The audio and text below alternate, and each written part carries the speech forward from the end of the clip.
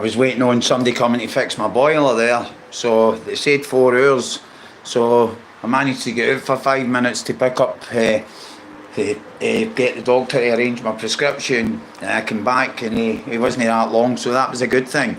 So that's a boiler thing fixed, because I came back for a funeral yesterday and found I had no heat and I had to get an electric heater out, and I was tired.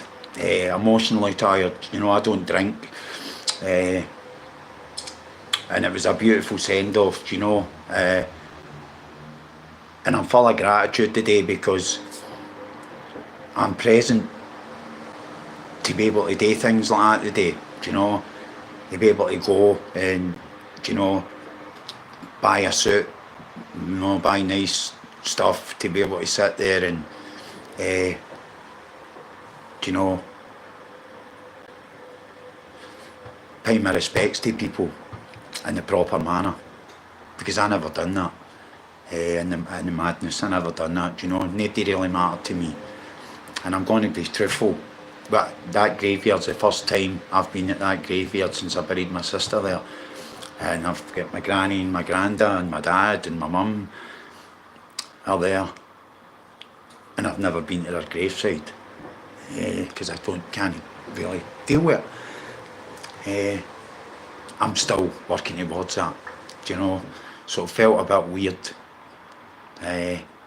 but what a beautiful send-off, and, you know, if any of the boys are listening to this, you know what I mean, they're, you know, that Peter, any of the family, he's done a great job. He's done your nana and your mum proud, and I'm very proud of yous. So I'm very proud of these good boys. So somebody sent me a message and asked me not to talk about religion, and asked me not to talk about politics, right? And that's fine, that's okay, because I did get drawn into that religion stuff a wee bit, you know. Although I'm not, as I say, I'm no racist, you know, I have my own opinions on it, you know, and anybody else is allowed to have your opinions, but just remember, you know, we claim to be a democracy with freedom of speech in Scotland. Only when you use that freedom of speech, you usually get nicked for it. So just keep in mind, you know, if you're posting it or saying anything that might come that might come out the wrong way, you know. Me, I couldn't care less what you're saying, right? You're entitled to your opinion as far as I'm concerned. You alright, my brother? Alright, boys, Tony, Chris, I'm glad you are on. I'm thinking, Chris, I'm thinking that you should be telling your story with me, because there's a lot of stuff that I would like to ask you and like to debate with you, because you're a great debater. And do you know what, mate? See from where you've came, where we were, to where you're now. You've done some job. Be proud of yourself, right? Because I'm proud of you, and I know everybody realises that we're pals, that I notice they always mention you, right? And you're doing good things, right? And see the wee man, absolutely brilliant, right? Great job, pal. I'm proud of you. Do you know, you fucking came a long way. So you have. You've came a long way, and you're smashing that. So you're. When's New Year again? I come up. I'll need to come up and see you, pal. I know. I kind of miss you, I know, to be honest, you know what I mean? So I'm not going to make a point of coming up to see you. You know my situation, where it was at and all that and whatever. So now that things are grounded, things are all right, I'm going to make a point of coming up to see you. No, don't be hijacking me for a double life, do you know? Somebody was talking to me about Murray fella yesterday, and they said, I listened to him for 3 days, then I decided I hated him. And I sent him a snide message under a snide name. I went, yeah, fucking... I went, what? I says, he's a pal of yours. I says, fucking yeah, don't be doing that. Know what I mean? I says, the guy's entitled to say what he wants. Know what I mean? I says, you've watched him for 3 days. I says, no wonder you've killed yourself on YouTube, you crackpot. You can sit in for 3 days watching the one person, no wonder you've turned down and fucking hated him. I says, you'd hate me if you fucking spoke to me for 3 days. Oh, what? So, if the Murray fella's listening, I'm on top of it for you. Don't worry about it, brother. Aye, funerals. So I got up the day, man, and that was me. Had a few things today. Got a washing in, done some housework, got myself cleaned up, and good to go. I'll go a hat meeting later. There's a meeting round the corner later. I'll get in there, ground myself, because at this point in time when I'm on here, this is when the ego starts. You know, the ego starts to kick in and bosh, ends up like a block of flats. I'm walking about like Al Pacino. So I was in the Here's a funny story for yesterday. I'm in the Brazen Heat yesterday with the boys. I've left the funeral, went to Celtic Club, came back, went to Brazen Heat. So we're playing pool now, and this boy comes on, starts talking to me. Says, do I recognise you? Right, I says, aye. The gas man there now, right, he's recognised me as well.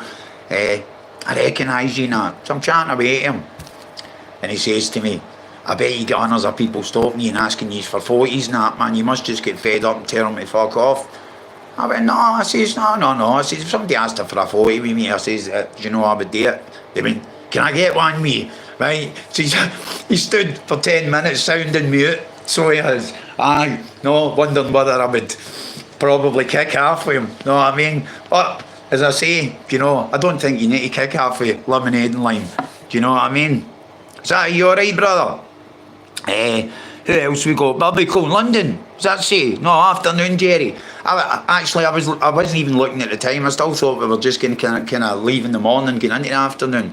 It's good to see everybody on. Do you know what I mean? And you know, you do a good job of supporting me, guys. You really do, and it goes a long way. Do you know, especially the circumstances I find myself in now. These are, do you know, your messages and your thoughts and your prayers and all that, they all go down really well, and I'm really full of gratitude for that. So thanks very much, guys. Afternoon, Polly and Arts. And all the beautiful souls in the chat, that's good. There's a lot of people. Spocket Rocket, some man, Gerry boy. Right? Yeah, we can all get there at some point, I think. You know, it's aye. So, I'm on this Crystal on. I'm thinking is something that I can tell you is quite funny without being too offensive to everybody, you know.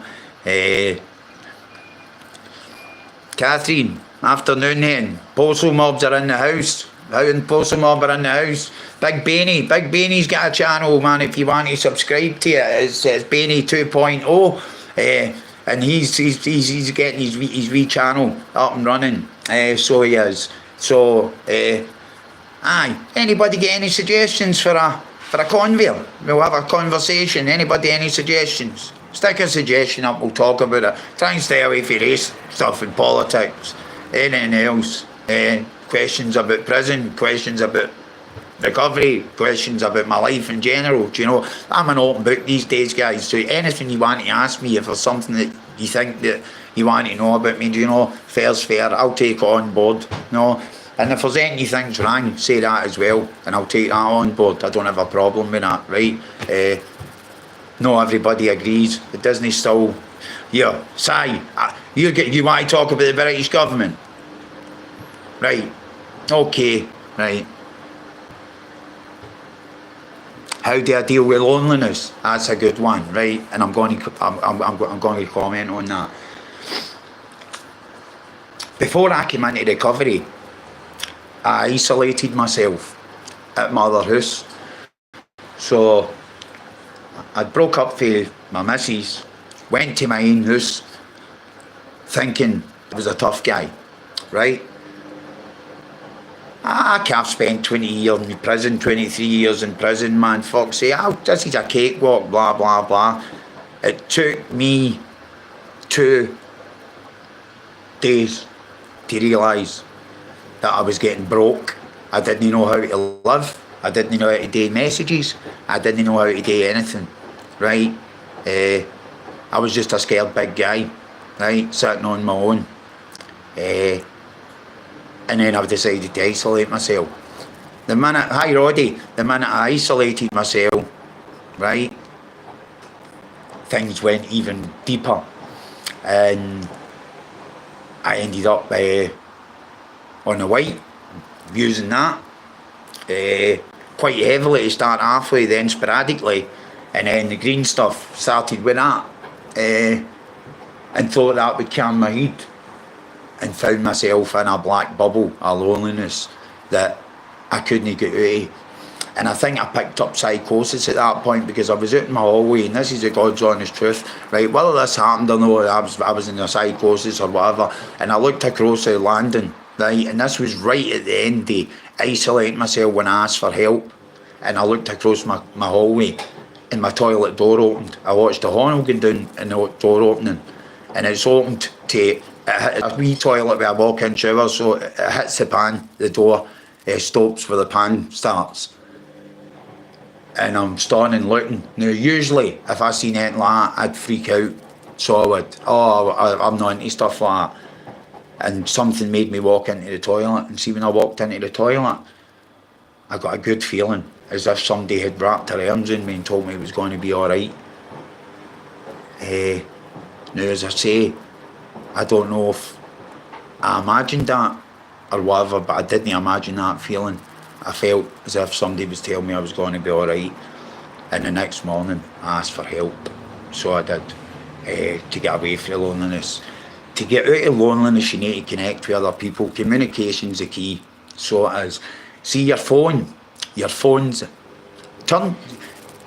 People use phones as playthings these days, right? I don't use my phone like that, right? What I do is I use my phone as a tool, right? To stay in touch with the people that are doing the right things, right? I've got rid of all the people that are doing the wrong things, right? And I've kept people that are doing the right stuff. And it's a great tool, and it's a massive, massive dent when it comes to recovery. It really, so get your phone full of numbers, people that are fucking using their nut, and get in contact with people. Reach out, ask for help, don't mess about, don't sit lonely, because it will only get worse, right? If you want to have a chat, if you're lonely, send me a message. I'll speak to you. I'll send you my phone number, right? If you send me an email, I'll send you my phone number, whatever, right? I'll speak to you, so I will, right? And we're talking about the afterlife there. Do you know what? I believe that happened, right? I believe that happened in my heart and soul, that I seen that happening. And I also believe that it was somebody with a power greater than myself, and it fell on my mum. So it did. It fell on it.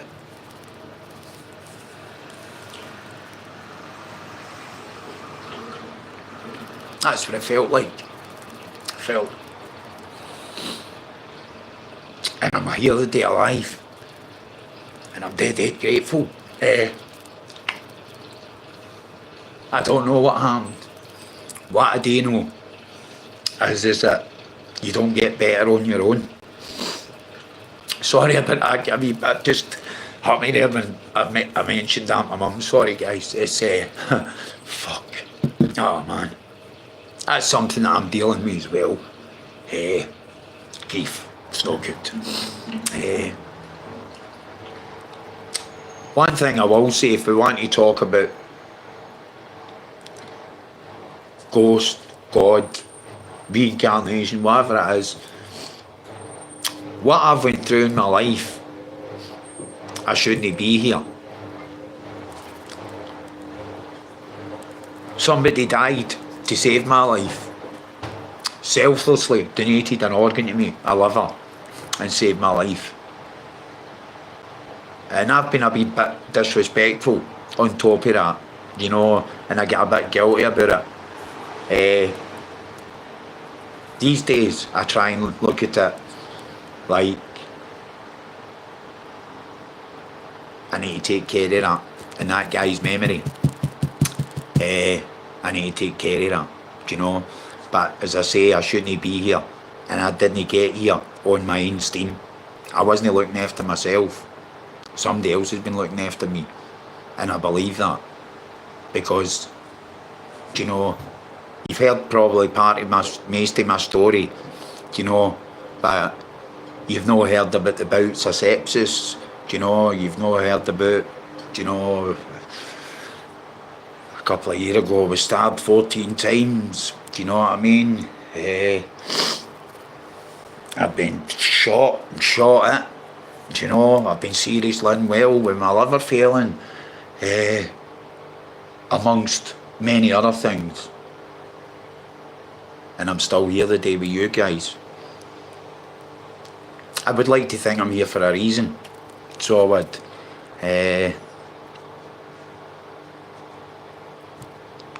Yeah, aye. You're right, Fuzz. Do you know, isolation's one of these things. Give me a second, guys, to get my other glasses.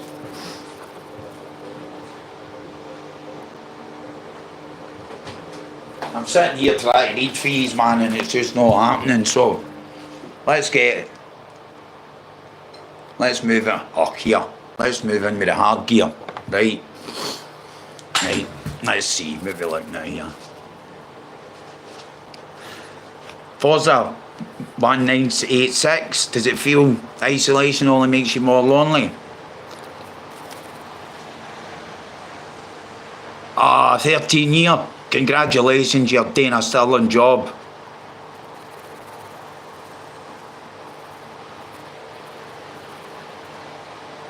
That's gay, that's nice to hear that. Right, don't you get lonely, right? You get fucking lonely, send me a message and we'll get a chat. So we will, right? No, even if you want to just have a laugh, right? It's something, do you know? It's good. Aye, I understand the government pisses you off, mate. Aye, I think that's probably the common denominator against us guys. Jet Skeptic Media, hi pal, hope you're having a good one as well. Greetings to guys in Croke Bridge.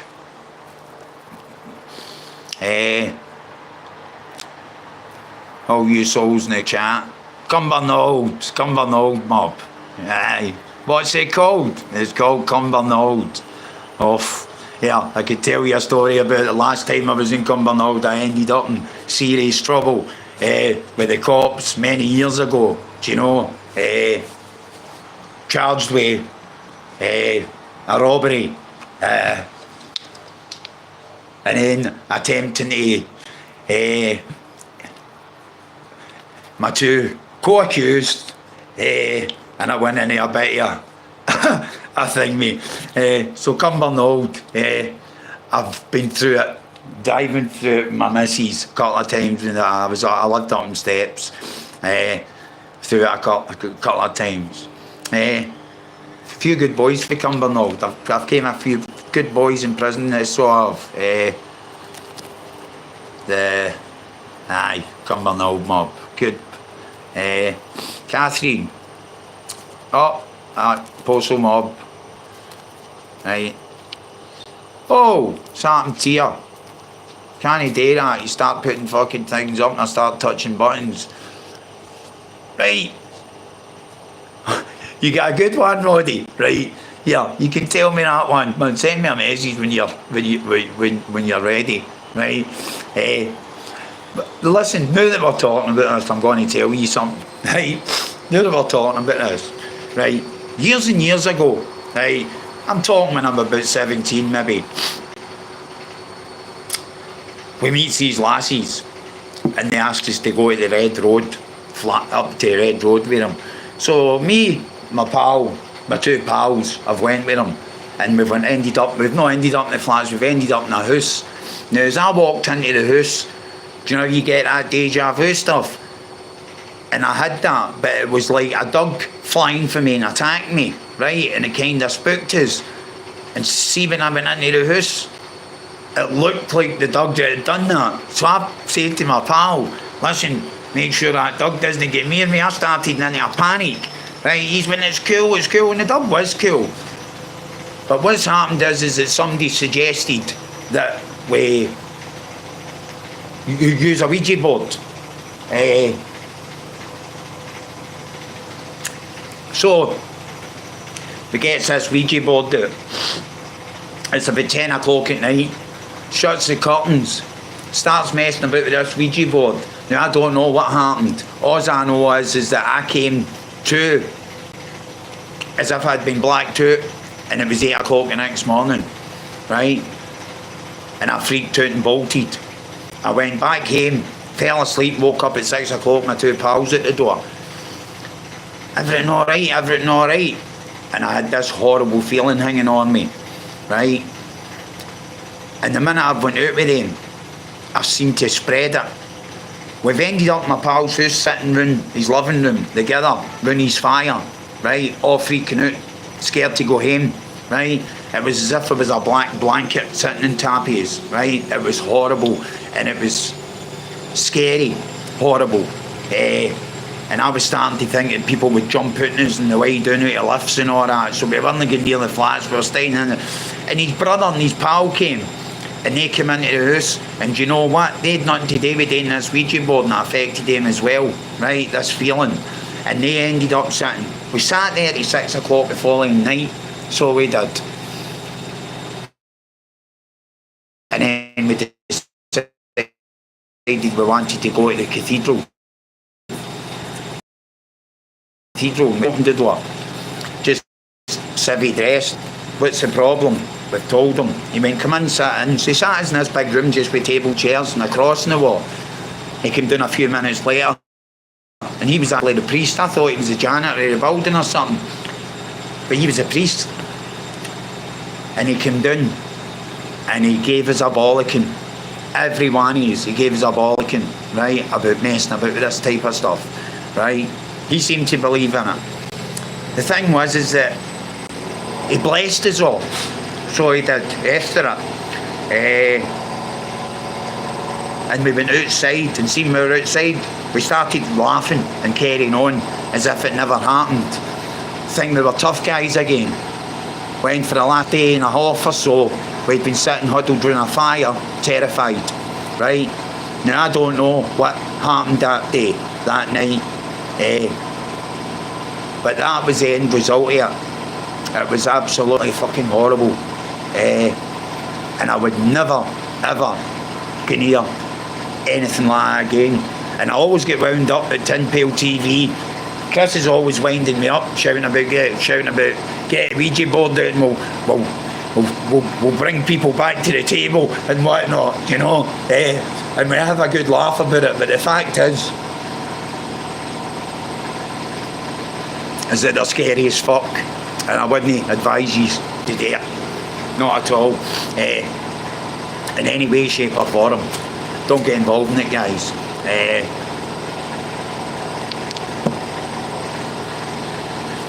I think you're fucking about with something that's a bit higher than themselves and a bit more powerful than themselves.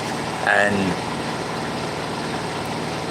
aye, definitely. If there's something there that's not to be messed about with. So, aye. And that was the first experience I had. Anything else happening like that in the house, as I say. So, that's it. I'm actually thinking about maybe getting some guests on. I don't know what your thoughts are, right?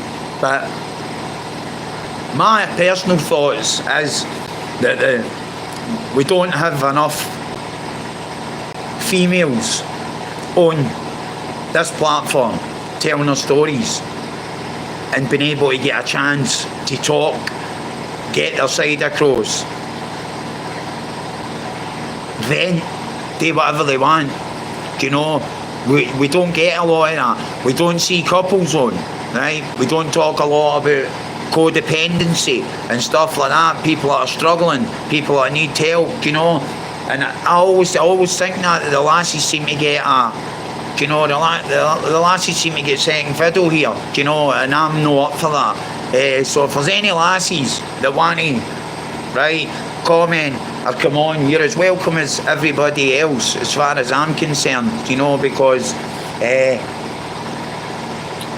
yous are out there as well. And I respect what yous do, you know what I mean? So I do. Some of yous do hard work, do you know? And my ex-missus, lately I found a lot of respect for her. So I have. She's a trooper. So she is. She's a trooper. She's a warrior. Right? Like everybody else here. Because that's what we are. We're survivors and we're warriors. Hang on guys, there's my phone going. Give me 1 second. Right, this is it. The phone you up to annoy you. Give me a second. Hello.